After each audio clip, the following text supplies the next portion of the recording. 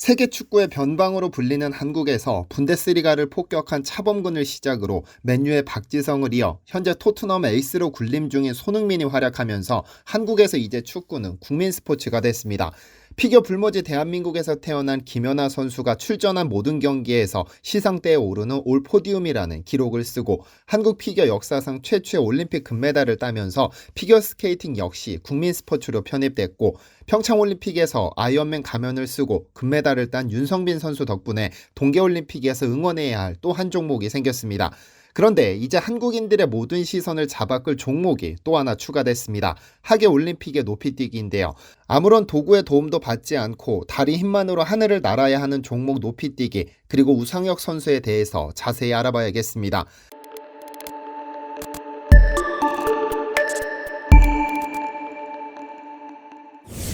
안녕하세요, 디스멘터리입니다. 하늘을 날고 싶은 인간의 욕망을 스포츠로 승화시킨 종목 높이뛰기의 룰은 간단합니다. 자신의 목표로 설정해둔 높이에 세워진 발을 뛰어넘으면 됩니다. 발을 떨어뜨리거나 발 밑으로 지나갔을 때는 실격 처리되죠. 이렇게 간단한 스포츠지만 높이뛰기는 하늘을 나는 인간 새들의 경연입니다. 우상혁 선수가 세운 기록에 대해서는 뒤에서 좀 더 자세히 알아보는 것으로 하고, 높이뛰기와 관련된 재미있는 이야기를 하나 해볼까 합니다. 1968년 멕시코시티에서 열린 멕시코 올림픽은 하계 올림픽 분야에서 참 많은 스토리를 남긴 올림픽으로 기억됩니다. 고도 2290m에 위치한 멕시코시티는 기압이 너무 낮은 까닭에 육상 단거리, 높이뛰기, 멀리뛰기, 던지기 등 대부분 종목에서 세계 신기록이 작성되면서 사상 최초라는 단어가 가장 많이 나온 대회가 됐습니다. 특히 멀리뛰기에서는 파비몬 선수가 기존 기록을 무려 55cm나 경신해 8.9m를 뛰면서 올림픽 최고 영웅으로 떠올랐죠. 그런데 대부분 종목과는 반대로 마라톤과 같은 장거리 경기에서는 산소 부족으로 모든 선수의 기록이 저조했습니다. 이때 마라톤계를 장악한 선수들이 바로 아프리카 고지대에서 살던 케냐와 에티오피아 선수들인데, 당시 금메달리스트는 에티오피아의 마무월대 선수입니다. 그런데 마모월대가 에티오피아 국민 영웅으로 등극했다며 전 세계 영웅은 따로 있었습니다. 바로 탄자니아의 존 스티븐 아쿠아리 선수입니다. 42.195km를 뛰어야 하는 마라톤에서 중간에 부상이라도 당하면 그 선수의 경기는 끝났다고 보는 것이 맞습니다.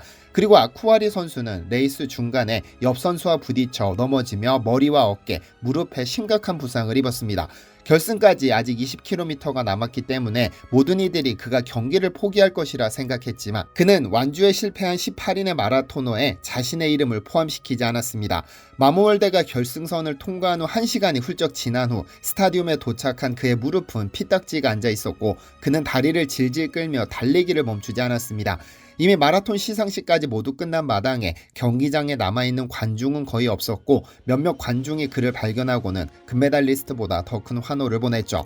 3시간 25분 27초라는 기록은 중요하지 않았습니다.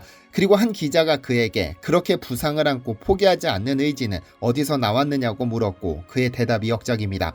탄자니아 국민들이 5,000마일 떨어진 이곳까지 저를 보내준 것은 출발선에 서라는 것이 아닌 완주를 하고 결승선을 통과하라는 뜻입니다. 이 말 한마디는 올림픽에서 나온 가장 훌륭한 명언이 되었죠. 그런데 진짜 1968년 멕시코 올림픽의 영웅은 따로 있습니다. 바로 미국 대표로 높이뛰기에 출전한 딕 포스벨이라는 선수입니다. 경기장에서 그는 도움닫기 후 얼굴과 배를 하늘로 향하도록 2.27m를 뛰어넘어 우승을 차지했습니다. 그런데 그가 왜 영웅이 된 것일까요? 보통 높이뛰기의 역사는 1968년 전후로 나뉜다고 말하는 이유가 여기 있습니다. 그가 시도한 얼굴과 배를 하늘을 향하도록 뛴 자세가 이때 처음으로 등장했기 때문입니다. 포스벨이 이전까지 높이뛰기 선수들은 가위뛰기와 벨리로 로버 도약법으로 발을 넘었습니다. 가위뛰기는 양 다리를 바에 걸쳐 앉듯이 뛰어넘는 자세를 말하고, 벨리로 로버는 얼굴을 땅으로 향한 뒤 다리를 솟구쳐 뛰어오르는 자세를 말합니다. 이때 얼굴과 배가 땅을 향해 있고 복부가 막대기 위를 구르는 것처럼 보이기 때문에 벨리로 로버 또는 등이 하늘을 향해 있다는 의미로 등면뛰기라는 이름이 붙었습니다. 그러나 포스베리가 배를 하늘로 향하는 혁명적인 시도를 한 덕분에 이 도약법을 포스베리 플롭이라고 부릅니다. 그리고 이날 이후 높이뛰기의 역사가 바뀌었습니다. 다음 올림픽에서 40명의 선수 중 28명이 이 포스베리 플롭을 시도했고, 1988년 서울 올림픽을 마지막으로 모든 선수가 포스베리 플롭으로 높이뛰기에 참가하고 있습니다. 그렇게 포스베리는 스포츠 역사상 가장 큰 영향을 미친 선수로 기억됩니다. 그간 한국에서는 동계올림픽과는 달리 하계올림픽 육상 종목에서만큼은 그렇게 큰 성과를 내지는 못했습니다. 그런데 이 높이뛰기 종목에 우상혁이라는 돌연변이가 등장해 한국인도 이런 종목에서 금메달을 딸 수 있다는 자신감이 생겼습니다. 지난 19일 미국 오리건주 유진 헤이워드 필드에서 열린 2022 세계 육상 선수권 대회 남자 높이뛰기 결선에 진출한 우상혁 선수는 최종 2m 35cm를 뛰어넘어 2위로 은메달을 차지했습니다. 은메달을 획득한 후 AP통신과의 인터뷰에서 그는 오늘은 역사적인 날이다. 기분이 정말 좋다며 기쁜 마음을 숨기지 않았는데요. 금메달이었다면 더 좋겠지만 은메달로도 충분히 기쁜 이유는 한국 육상에서 세계 선수권 대회 은메달 리스트가 등장했다는 것이 첫 번째고, 두 번째는 현역 최고 선수로 꼽히는 카타르의 무타즈 에사 바심을 넘을 수 있는 가장 강력한 라이벌이 됐다는 점입니다. 그는 또 세계 선수권 올림픽이 남았다. 이제부터 시작이다. 더 노력해서 금메달을 따는 더 역사적인 날을 만들 수 있도록 노력하겠다며 다음번에는 반드시 금메달리스트가 되겠다는 포부를 밝혔는데요. 이날 경기에서 그의 경기 운영은 다소 위태위태했습니다.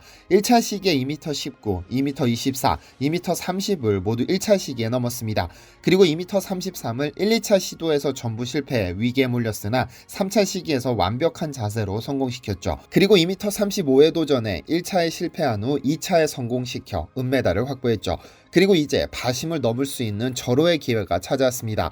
1차 시기에 2m 37에 도전했으나 아쉽게 실패하고 바심이 1차 시기에 2m 37에 성공해버리자 우상혁은 승부수를 띄웠는데요. 바 높이를 2m 39로 올려 아예 금메달에 도전하기로 한 겁니다. 다만 아쉽게 두 번의 시도에서 이를 성공하지는 못했지만 그의 도전은 충분히 아름다웠습니다.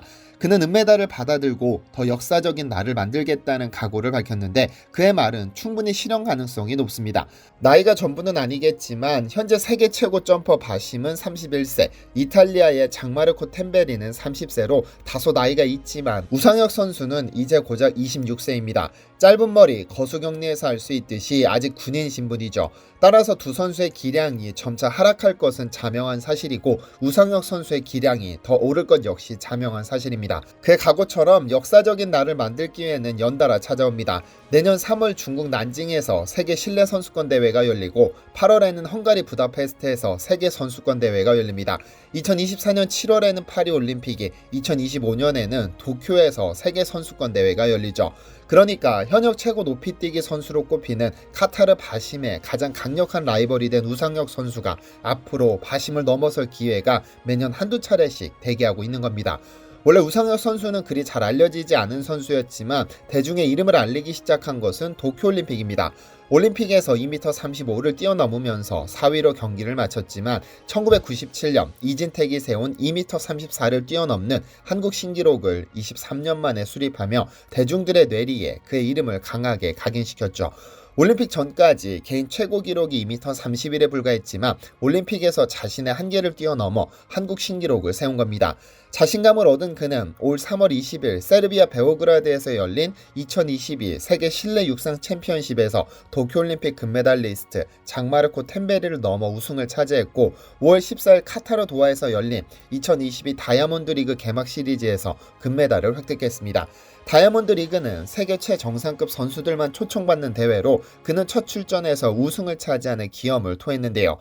이날 경기는 자국에서 열리는 대회인 만큼 바심 선수도 출전했으나 도전한 모든 높이에서 실패해 우상혁 선수의 금메달을 지켜봐야 했습니다. 그리고 19일에 미국 오레곤 세계 육상 선수권 대회에서 2위를 차지하며 새로운 영웅의 대관식을 기대하게 만들었는데요. 이제 그에게 남은 목표는 세계 선수권 우승과 올림픽 금메달입니다. 그간 올림픽 육상에서 한국은 1992년 황영조의 마라톤 금메달, 1996년 이봉주의 은메달이 있었습니다만 트랙 앤 필드에서는 메달리스트가 등장하지 않았습니다. 그래서 우상혁 선수가 한국 최초의 메달리스트가 아닌 금메달리스트가 되었으면 좋겠습니다. 디시멘터리에서는 여러분의 제보를 기다립니다. 제 채널에서 다뤘으면 좋겠는 뉴스 또는 널리 알려졌으면 하는 영상은 디시멘터리 네이버.com으로 보내주시면 소중히 제작하겠습니다. 시청해주셔서 감사합니다.